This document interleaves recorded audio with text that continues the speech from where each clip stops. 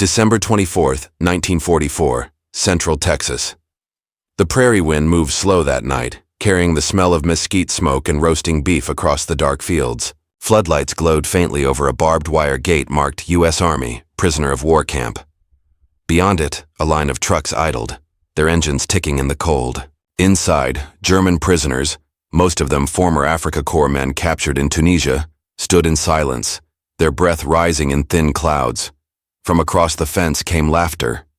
Fiddle music drifted with the crackle of burning oak. Cowboys in denim and flannel were gathering under lanterns strung between corral posts. They were cooking, not drilling, singing, not shouting. A guard stepped forward, motioning to a rancher who lifted a hand in greeting. "Bring them on," the Texan said quietly. "It's Christmas." The prisoners hesitated, unsure if this was a trick or mercy. Moments later, they were walking toward the fire, where enemy and host would share a meal neither side would ever forget. The night would challenge everything the Germans thought they knew about America. By late 1942, the U.S. Army faced an unexpected problem.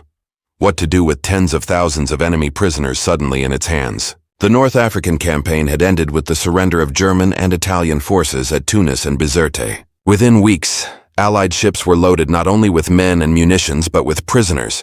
More than 275,000 Axis soldiers captured in a single operation. Europe was still at war. Britain was overcrowded and bombed.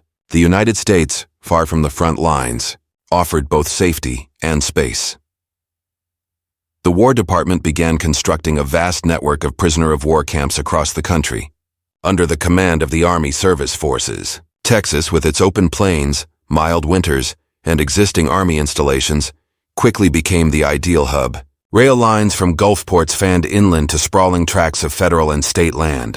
By 1943, camps were rising near Huntsville, Hearne, Bowie, Camp Swift, Camp Barkley, and dozens of satellite branch camps scattered among cotton fields and ranch country. Each facility mirrored the same layout: double barbed wire fences, corner towers, barracks in military precision, a mess hall, infirmary, chapel, and recreation field. The Geneva Convention of 1929 governed every detail. Prisoners received the same caloric rations as U.S. troops, access to medical care, religious services, and even monthly pay credits, 80 cents a day for enlisted men, deposited in camp canteens where they could buy cigarettes, stationery, or simple tools. Inside the camps, discipline was strict but not cruel. Army guards, many too old or unfit for overseas duty, maintained order without abuse. Daily routines were predictable: morning roll call, work assignments, meals, evening inspections. Yet among the prisoners existed divisions far sharper than any fence. There were die-hard Nazis convinced Germany would still win, and there were moderates and conscripts, farmers, clerks, mechanics, who had little taste for ideology. These internal conflicts occasionally erupted into violence, prompting the army to segregate ardent Nazis from the rest. Meanwhile, on the American home front, a different crisis was brewing: labor shortages.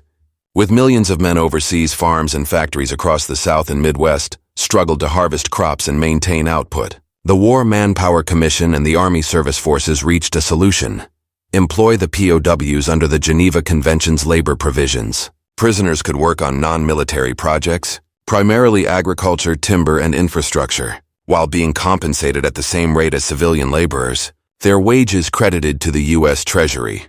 It was a pragmatic exchange: security for productivity. Armed guards accompanied work detachments to canneries, sawmills, and cotton fields, where POWs labored under civilian supervision. Many Texans first encountered Germans in this setting: sweat-soaked men speaking another language but hoeing the same soil. Over time, curiosity began to replace suspicion. Official reports from 1943 and 1944 show that Texas held nearly 50,000 German prisoners, more than any other state. Conditions were generally humane, a fact noted even by the Red Cross inspectors who made unannounced visits. In letters home, censored but still revealing, many POWs wrote that they were well fed and treated as men, not beasts. Within the wire, life developed a rhythm of its own. POWs built theaters, formed orchestras, played soccer, carved model ships, and painted murals on mess hall walls. Chaplains held services in both German and English. Lectures were offered by American officers on democracy and civic life, subtle seeds of re-education that would later shape post-war attitudes. Yet for all its order, the POW system remained a paradox of proximity and distance. Beyond the fences stretched the land of their captors, the same fields, roads, and skies they saw daily but could not touch freely. That gap between barbed wire and horizon defined their world. Still, outside the wire, Texans were watching too. They saw clean uniforms, polite manners, and sometimes boys no older than their own sons. The line between enemy and neighbor blurred slowly, beginning with small gestures, a guard offering a cigarette, a farmer sharing a jug of cold water, a child waving at a truck convoy of POWs passing through town. By the winter of 1944, that cautious civility had become something deeper. The war in Europe was turning. The Allies had landed in Normandy, Paris was free, and Hitler's Reich was crumbling under relentless bombardment.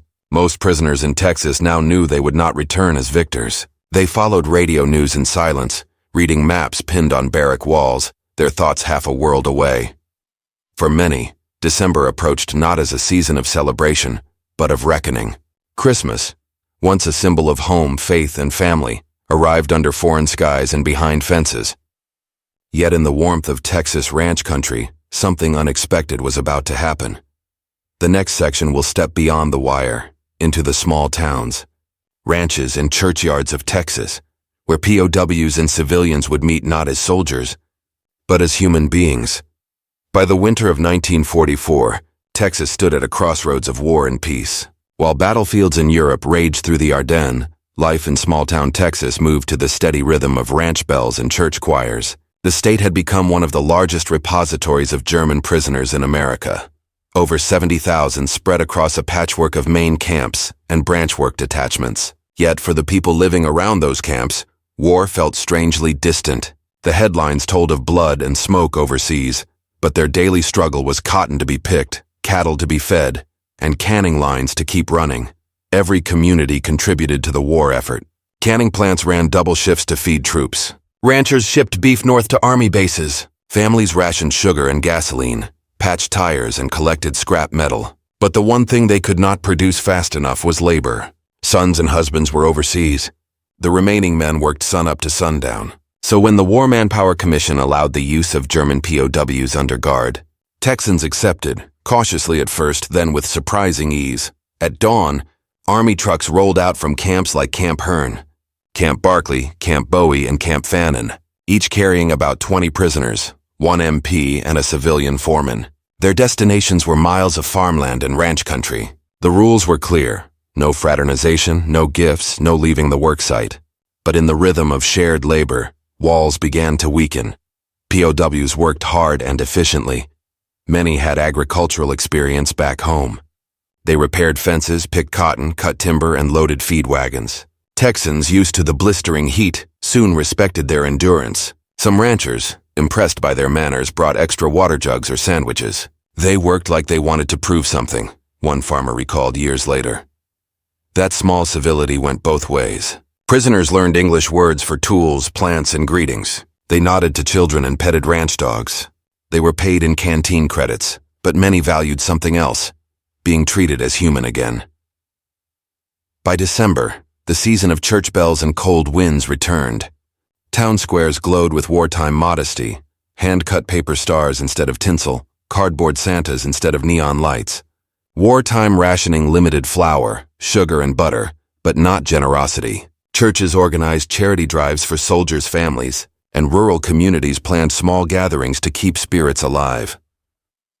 In that same season, many Texans felt the pull of Christian compassion, even toward those behind the wire. Pastors preached forgiveness.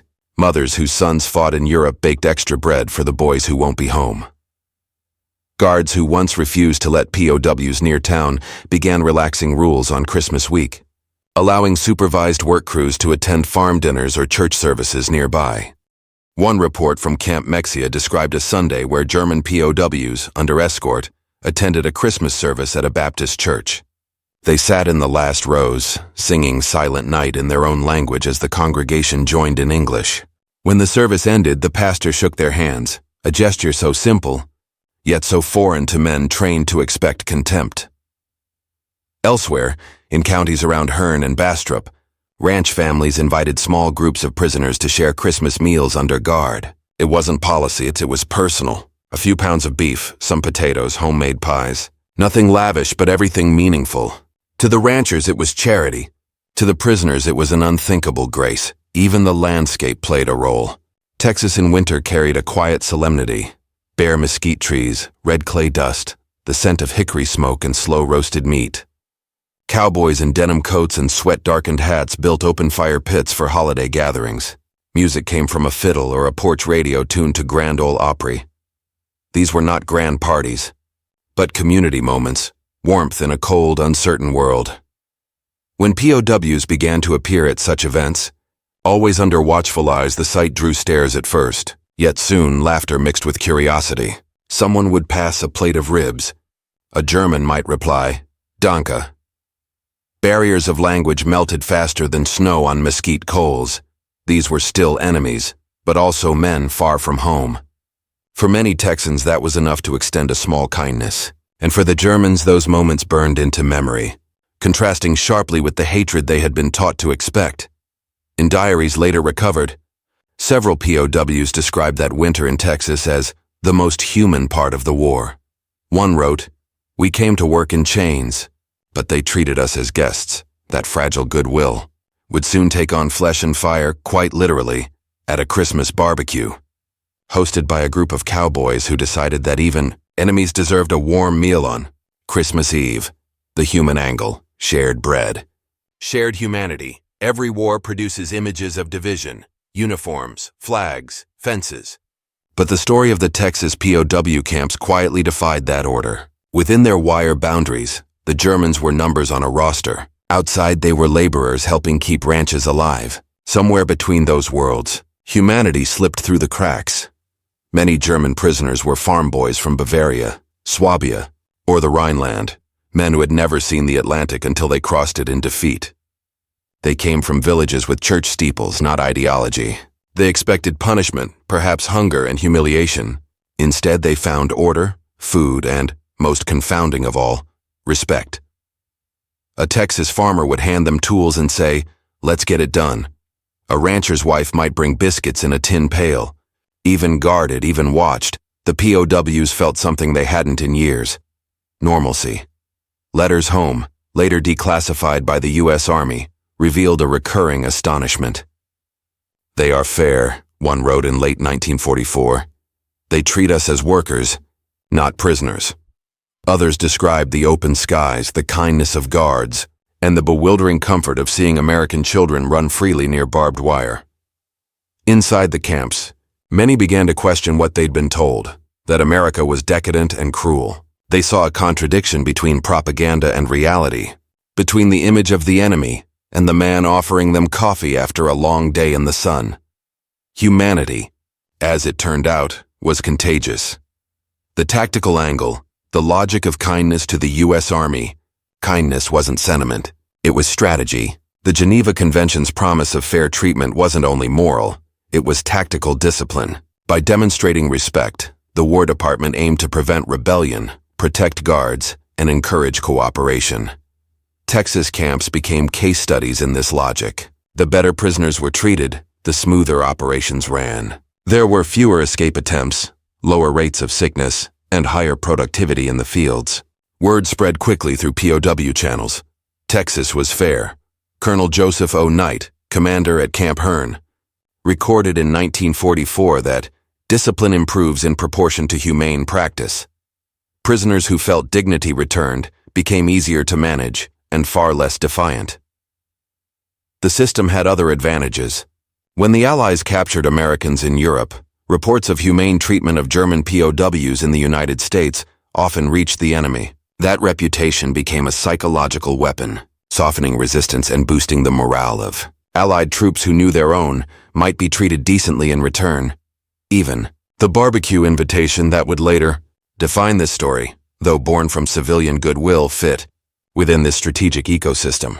Allowing limited supervised fraternization demonstrated American confidence and control. It showed that victory wasn't expressed through cruelty, but through calm authority, the Germans noticed. After years of Nazi regimentation, where brutality enforced obedience, They were confronted by an enemy that ruled through discipline without hatred. It disarmed them far more effectively than punishment could have. The War Department called it controlled humanity. Historians today might call it soft power in its purest form. The cultural angle, Cowboys, coffee and contradictions culture was the wild card in Texas. To the Germans, Texas seemed like another planet, a world of open plains, hard work, and loud generosity.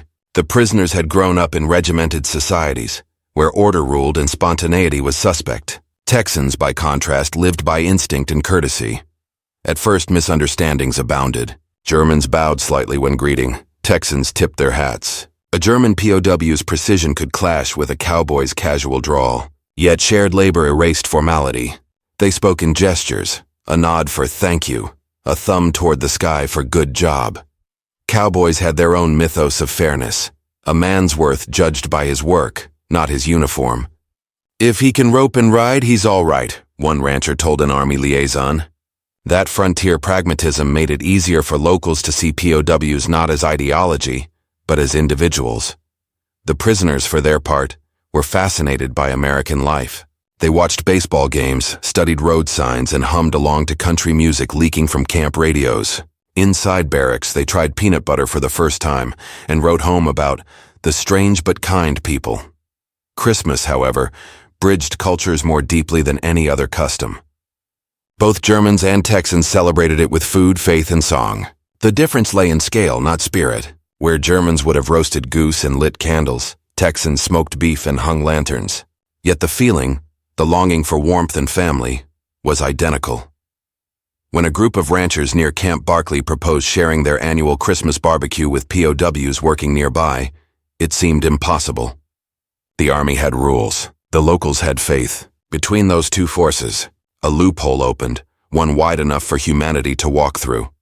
The following section reveals the unseen sides of this decision, the risks, the faith, and the moral courage that made that night possible. The security angle, risk behind the barbed wire. No American officer ever forgot that these were still enemy soldiers, men trained to fight and to kill.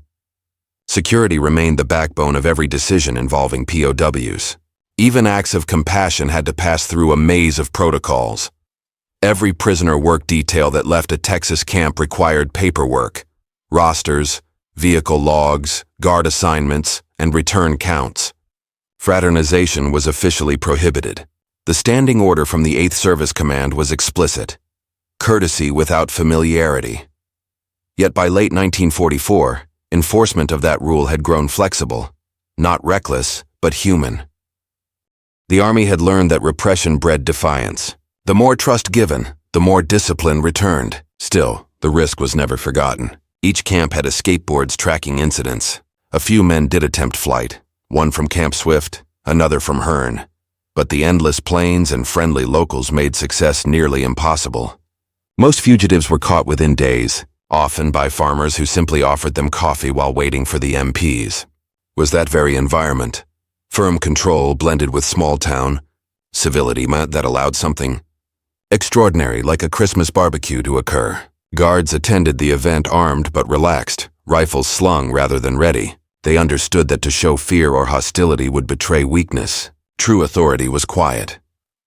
When the ranchers suggested inviting POWs for Christmas dinner, military officials debated the optics. Was it safe? Was it proper? Would it be seen as weakness? Ultimately, it was allowed under one condition. The men would remain under guard and return to camp by curfew. The night went forward, not because rules were broken, but because trust had slowly rewritten them. The religious angle, faith beyond flag's faith, was the common language both sides understood. Germany and Texas, for all their distance, shared deep Christian roots. Even in wartime, that bond could not be erased by ideology or uniform. Within the camps, chaplains played a central role. The U.S. Army Chaplain Corps coordinated Sunday services in both English and German. Hymnals were distributed. Small chapels built by prisoners themselves stood as islands of calm amid military precision. As Christmas 1944 approached, chaplains across Texas prepared dual services, Protestant and Catholic, for the prisoners. On some bases, Americans attended alongside them. At Camp Mexia, the POW choir sang Stille Nacht, while guards stood silently in the back. One observer wrote, "For a moment, there were no sides, only the sound of men remembering peace." Outside the camps, the spirit of the season stirred ordinary Texans. Pastors reminded their congregations that even enemies are souls in God's hands. Wartime sermons spoke of charity, echoing the gospel of Luke's message of goodwill toward all men. So when word spread that a local ranch near Camp Barkley planned to host a modest barbecue for the POWs working nearby, the church quietly approved. Deacons baked pies, Sunday school children wrapped small gifts of tobacco and soap. It was not about politics, and it was about conscience. For many POWs, the invitation felt like grace itself. They had prayed for warmth, for bread, for a sign that mercy still existed in the world. The idea that the same people who wore the enemy's uniform would now feed them under a cross of stars seemed almost biblical. In their letters, home, censored but permitted, some prisoners described that Christmas as a miracle of peace in a time of hate. Faith had done what propaganda could not, remind both captor and captive that decency survives even under discipline. The food and economy angle. The power of the pit fire. To understand Texas, one must understand its food, and the barbecue pit was its heart. It was both a meal and a ritual, a gathering that turned labor into celebration. In 1944, with rationing tight, hosting a barbecue was an act of resourcefulness. Meat was scarce. Sugar and coffee were regulated. Gasoline was precious. Yet ranchers found ways. They butchered old steers, shared cuts among neighbors, and stoked oak fires that burned slow and deep. For Germans accustomed to dark bread and boiled potatoes, the first taste of mesquite smoked beef was unforgettable. It wasn't just flavor. It was freedom in edible form, food cooked in open air, eaten without fear. Economically, POW labor and local agriculture had become symbiotic. Ranches saved their operations through those very hands now standing by the fire. Many Texans saw the Christmas meal not as charity, but as thanks for honest work. Food carried meaning beyond sustenance. In wartime, it was diplomacy, proof that America could feed both its army and its enemies without cruelty. The Red Cross noted in 1945 that the nutritional treatment of German prisoners in the United States sets a moral precedent unmatched in modern conflict. That barbecue night symbolized this moral economy. Bread, meat, and coffee became tokens of civilization, exchanged between sides that no longer saw one another through rifle sights. When the plates were cleared and the fires burned low, even the guards lingered. The prisoners thanked their hosts in halting English. A cowboy answered with a grin and a slap on the shoulder. The smoke drifted upward, carrying with it something no statistic could measure: trust. That night, beneath the open Texas sky, humanity and policy merged into one quiet act of grace. The next part tells how that single evening unfolded: the sounds, the faces, the brief silence when the first enemy stepped forward to eat. The day began like any other workday for the German prisoners at Camp Barkley, near Abilene, Texas. The December sun rose pale and cold, turning the prairie grass silver. Trucks rattled down the dirt road, carrying about 24 prisoners, farmhands and mechanics in worn khaki overalls, guarded by 2 MPs. Their job that day was routine, repairing fences and hauling feed on a nearby ranch. But something was different. The rancher, a stocky man named John Callahan, had told the Army liaison he wanted the crew to stay a little longer that afternoon.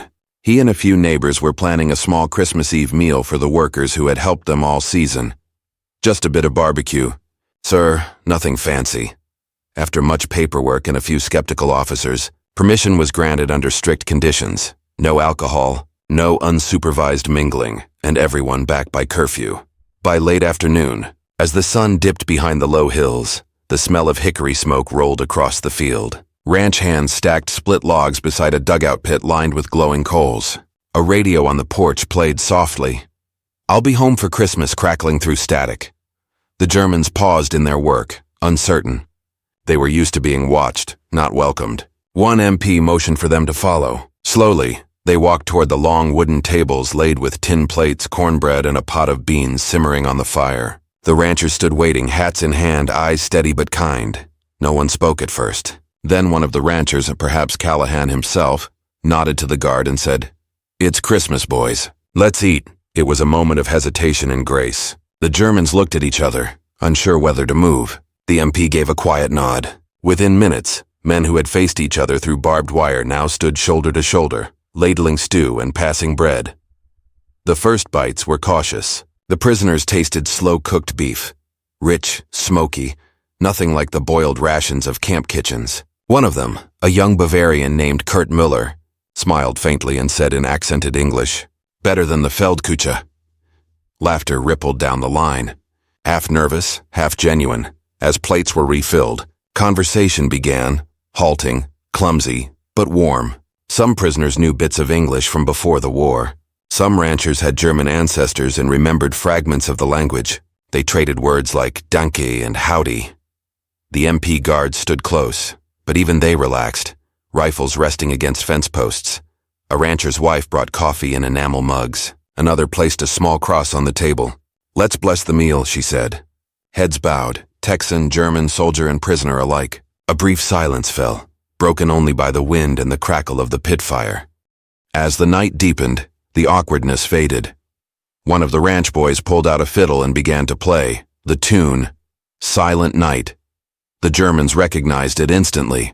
A few began to sing softly in their own tongue. "Stille Nacht, Heilige." Nacht. Their voices carried through the cold air, steady and mournful. The Texans joined in with the English words, their harmonies blending beneath the wide, star-filled sky. For a moment, the world outside that fence, the war, the hatred, the propaganda, simply ceased to exist. There were only men, and music, and smoke rising toward heaven. Later, as the fire burned lower, one of the older prisoners took out a small carving knife he had hidden in his boot. From a scrap of cedar, he whittled a miniature longhorn steer and placed it beside the rancher's plate. "For you," he said simply. Callahan accepted it without a word, only a nod. The MPs checked their watches. Time to return. The prisoners lined up quietly, some shaking hands before stepping back toward the trucks. One of the younger ranchers, perhaps no older than 20, called out, "Good luck to you, fellas," a voice from the truck answered. "And to you, friend." As the engine started, headlights swept across the dark field. The trucks rumbled away toward the distant camp. Behind them, the fire pit smoldered, a small red glow in the night. Later, the guards would file their reports. No incidents. Dinner concluded peacefully. Prisoners returned on time. Nothing about the laughter. Nothing about the hymn. Nothing about how the Germans looked back at the flickering light as the trucks drove away, some wiping their eyes, unsure why. That night, no one called anyone enemy. And though the men behind the wire would wake the next morning to another roll call, the memory of that evening would linger. A quiet reminder that the line between captor and captive could blur under the right kind of firelight. When the trucks carrying the German prisoners rolled back through the gates of Camp Barkley that Christmas night, something intangible followed them. A silence heavy with thought. They spoke little on the ride. The guards could sense it too. Something had shifted. The men who climbed down from those trucks were not quite the same ones who had left that morning.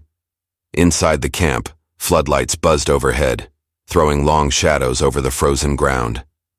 The prisoners filed toward their barracks under the routine bark of the duty sergeant. Yet even as orders echoed, the tone was subdued. A few men clutched leftover cornbread wrapped in napkins, tokens of an evening that already felt half-dreamed. In the barracks, the smell of smoke and barbecue still lingered in their clothes. One man placed the small cedar steer on a shelf above his bunk. Another began to hum Stille Nacht softly, the notes trembling in the cold. It spread, one voice then another, until the entire barracks sang in low harmony. The guard on patrol paused outside, listening. He didn't stop them. That night marked more than an act of hospitality. It marked a breach in the psychological wall of war. The German prisoners had lived inside an ideology that dehumanized the enemy. From childhood, they had been taught that Americans were crude, materialistic, and godless. Yet on a Texas ranch, they had been invited to eat, to pray, and to sing. They had been treated with dignity, not because they deserved it, but because their hosts believed it was right.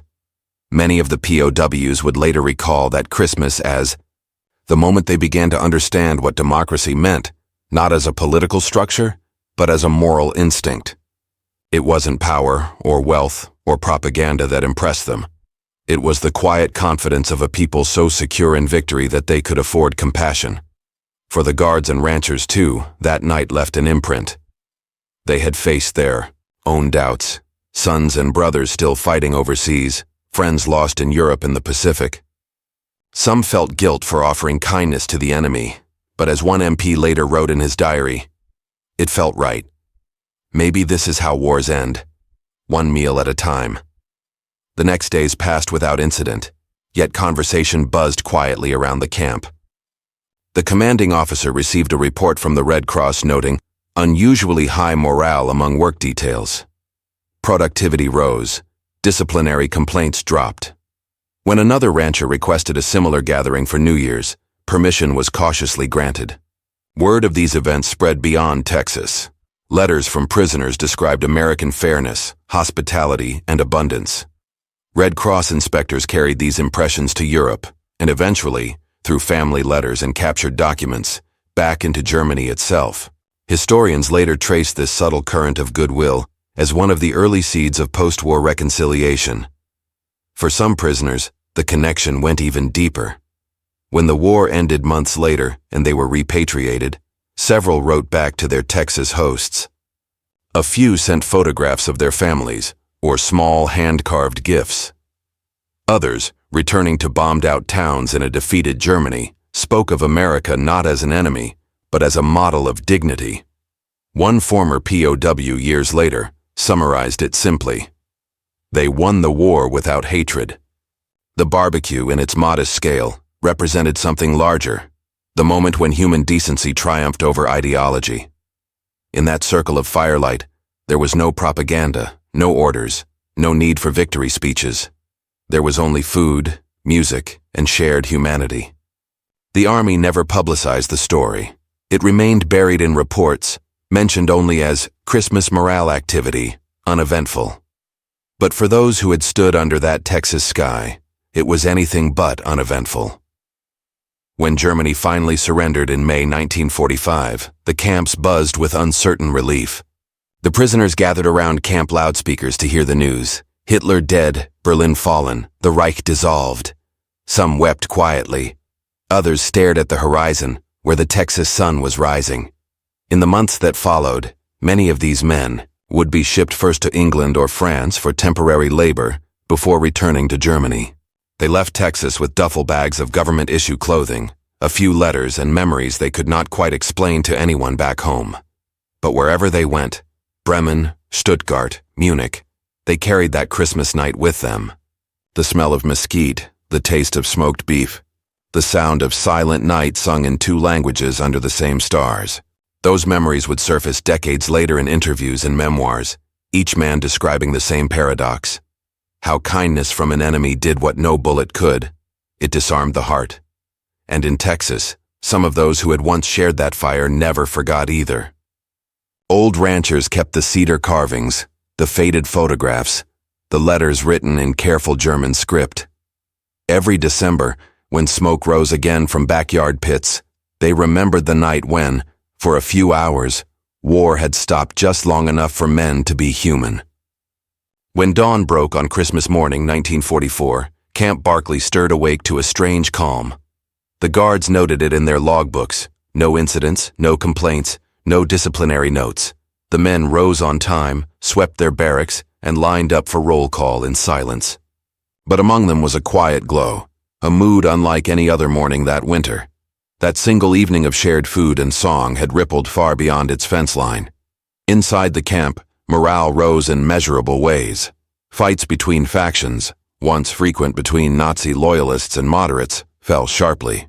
Reports from the camp provost in January 1945 described a marked improvement in discipline, general demeanor, and work efficiency among German prisoners assigned to local details. The difference wasn't accidental. American officers recognized that decency could achieve what punishment never did. The humane treatment of POWs had already been official policy, but the Texas experience gave it proof. Colonel Knight, the commandant at nearby Camp Hearn, wrote that, "Nothing maintains order more effectively then fair play and firmness combined. Civilian contractors noticed it too. Ranchers and foremen who had hosted or supervised POW labor began submitting letters of gratitude to the Army Service Forces. They spoke of men who worked hard, asked for little, and respected their hosts. They seemed grateful just to be trusted, one wrote. Another said, "It feels as if they want to show the world Germans can be decent men again." For the prisoners, those small gestures of kindness became emotional lifelines. In their censored letters home, they spoke not of humiliation but of astonishment. Astonishment that the enemy lived with abundance, with fairness, with faith. The Red Cross, reviewing correspondence and inspection notes, reported in February 1945 that German prisoners in the United States, particularly in Texas, display higher morale and lower resistance to re-education initiatives than those in Europe. That last phrase, re-education initiatives, was part of a larger policy taking shape as victory neared. The War Department understood that these POWs would one day return to Germany, not just as defeated soldiers, but as witnesses to American values. Pamphlets, lectures, and film screenings inside the camps began to highlight democracy, free press, and civic responsibility. Yet nothing the government printed carried the impact of that Christmas barbecue. A single meal had accomplished what no manual could. It had shown democracy not as theory, but as lived experience, a system where compassion was not weakness, and power did not require cruelty. Guards, too, felt the change.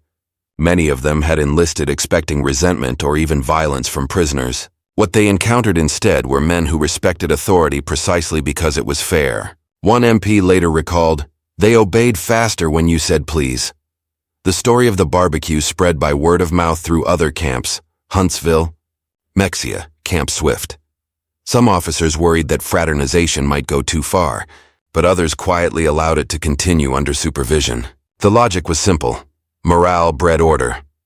By spring 1945, when the war's outcome was clear, Texas POW camps operated with remarkable calm. Escapes were rare, infractions minimal. Work output remained steady, even as news of Germany's collapse filtered through the wires. The prisoners still saluted their officers each morning. But there was no longer defiance in the gesture, only discipline and fatigue. Behind the administrative reports and inspection summaries, the deeper truth was emotional. For many of these men, Texas had changed the meaning of captivity. They were no longer faceless enemies but human beings participating, however unwillingly, in America's moral theater of war. And for Texans, it became a mirror as well. The ranchers and guards who had opened their gates on Christmas Eve realized that mercy didn't diminish patriotism, it refined it. Theirs was a quiet kind of victory, one not on battlefields but around a fire pit. That victory would soon be tested. The war in Europe would end, the camps would begin emptying, and thousands of German POWs would face an uncertain journey home, first through foreign lands still scarred by conflict, then back to a broken nation learning to rebuild itself. Yet long before the ships sailed, Texas had already left its imprint on their hearts. By the summer of 1945, the thunder of war had faded. Hitler was dead, Berlin lay in ruins, and Germany had surrendered unconditionally. Across the United States, more than 370,000 German POWs began a slow, uncertain return home, through ports, railheads, and temporary holding centers. Yet for the thousands who had spent their captivity in Texas, departure felt strangely bittersweet. The process of repatriation unfolded in stages. Many were first sent to Great Britain or France to perform short-term labor rebuilding cities and clearing battlefields. It could take months, sometimes years, before they set foot again on German soil. But wherever they stopped, they carried something intangible with them, a memory of what they had seen in America. Letters and Red Cross interviews from 1946 and 1947 revealed a recurring pattern. Former prisoners described the Texas way, fairness, abundance, and quiet decency, with a sense of disbelief that bordered on awe. One man wrote, "We were treated as men, not as monsters. The Americans did not have to tell us about democracy. They showed it." In post-war Germany, those impressions became seeds of transformation. Some ex-POWs were later recruited into civic education and reconstruction programs because they were considered reliable, meaning open to democratic ideals. Many credited their time in U.S. camps, especially in Texas, for reshaping their understanding of authority and freedom. Historians would later note that this soft power was one of America's most overlooked triumphs of the war, winning minds without firing a shot. The generosity shown to POWs, though modest in the moment, rippled outward for decades. For the Texans who had participated, the memory lingered with equal strength. Newspaper archives from the late 1940s contain scattered letters to the editor, ranchers receiving postcards from former prisoners, families exchanging photographs with men once branded enemies. In some rare cases, friendships deepened into correspondence that lasted a lifetime.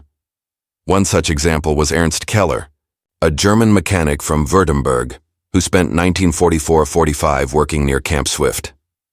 In 1948, he immigrated back to the United States, sponsored by the same ranch family he'd worked for as a POW.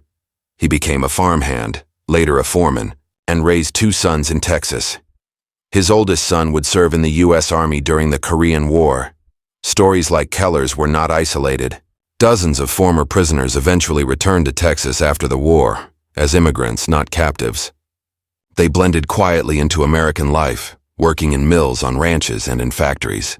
Many never spoke publicly of their past, but those who did often credited that one Christmas in captivity as the moment they stopped feeling like enemies of the world. The moral consequences of such kindness did not go unnoticed abroad. In 1947, a British journalist visiting the United States wrote that no nation in history has treated its prisoners with such dignity, and no gesture will do more to secure the peace that follows. American officials, too, began to recognize the quiet success of their policy. Reports from the War Department's Prisoner of War Division concluded that humane treatment reduced hostilities, facilitated re-education, and contributed materially to post-war stability.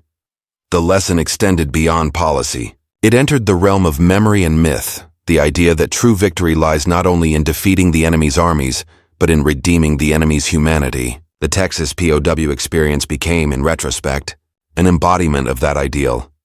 Even today, memorial plaques stand near the sites of former camps at Hearne, Mexia, and Huntsville, modest reminders of a vast, largely forgotten system.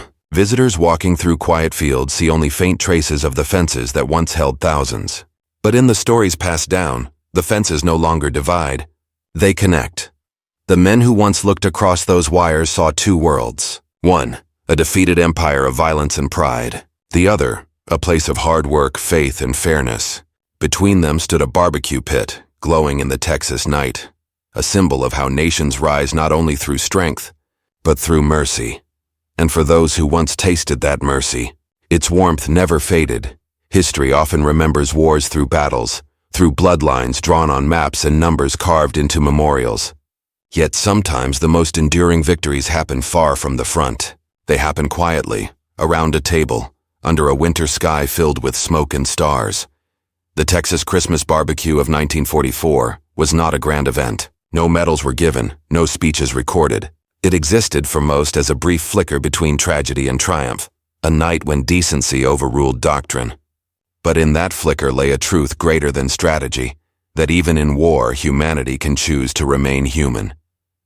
For the German prisoners, that night became a moral mirror. They saw a nation capable of victory without hatred, a power that conquered not through domination, but through confidence in its own values. For the Texans, it was a reminder that patriotism need not harden the heart. Mercy, extended even to an enemy, did not weaken them. It affirmed who they were. When the last camps closed in 1946, the fences came down, the towers were dismantled, and the land returned to fields and pasture. But the memory endured, not in official records, but in the hearts of those who had witnessed it. A few photographs, a cedar carving, a letter written in broken English. These were the relics of a quiet revolution. In time, historians would call it America's most humane captivity, but to those who lived it, it was simpler than that. It was a night when the smell of mesquite and the sound of silent night reminded the world that kindness, too, can be a weapon, one that leaves no wounds, only understanding. The wind still moves over those Texas plains, carrying with it the echoes of that unlikely evening, the laughter, the music, and the crackle of the fire where enemies became men again. And somewhere in that memory lies a lesson the world still needs to hear, that the truest measure of victory is not how fiercely we fight, but how gently we choose to forgive. If this story moved you, if it reminded you that even in war, humanity can still shine, then don't let it end here. Subscribe to WW2 Chronicles for more untold stories of courage, mercy, and the moments history forgot. Turn on notifications so you never miss the next film. And tell us in the comments, do you think compassion can change the course of war?